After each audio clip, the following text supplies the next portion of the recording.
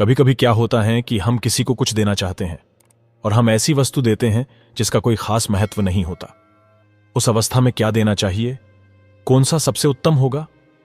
और आप किसी को कुछ भेंट करना चाहते हैं तो क्या देना आपके लिए सबसे ज्यादा महत्वपूर्ण होगा?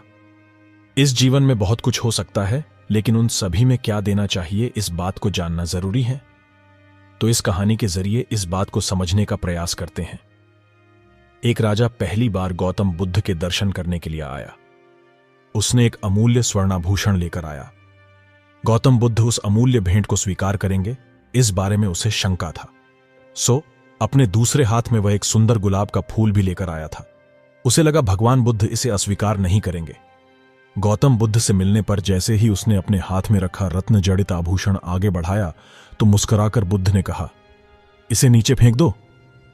राजा को बुरा लगा, फिर भी उसने वह आभूषण फेंककर दूसरे हाथ में पकड़ा हुआ गुलाब का फूल बुद्ध को अर्पण किया, यह सोचकर कि गुलाब में कुछ आध्यात्मिकता, कुछ प्राकृतिक सौंदर्य भी शामिल है। बुद्ध इसे अस्वीकार नहीं करेंगे। लेकिन फूल देने के लिए राजा ने जैसे ही अपने हाथ को आगे बढ़ाया, बुद्ध ने फिर कहा, इसे नीचे गिरा दो। राजा परेशान हुआ। वह बुद्ध को कुछ देना चाहता था, पर अब उसके पास देने के लिए कुछ भी बचा नहीं था। तभी उसे स्वयं का ख्याल आया। उसने सोचा, वस्तुएं भेंट करने से बेहतर है कि मैं अपने आप को ही भेंट कर दूं। ख्याल आते ही उसने अपने आप को बुद्ध को भेंट करना चाहा। बुद्ध ने फिर कहा, नीचे गिरा दो। गौतम के जो शिष्य वहां मौजूद थे वे राजा की स्थिति देखकर हंसने लगे।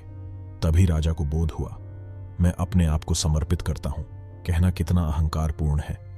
मैं अपने को समर्पित करता हूं, ये बोध के साथ राजा स्वयं बुद्ध के पैरों पर गिर पड़ा।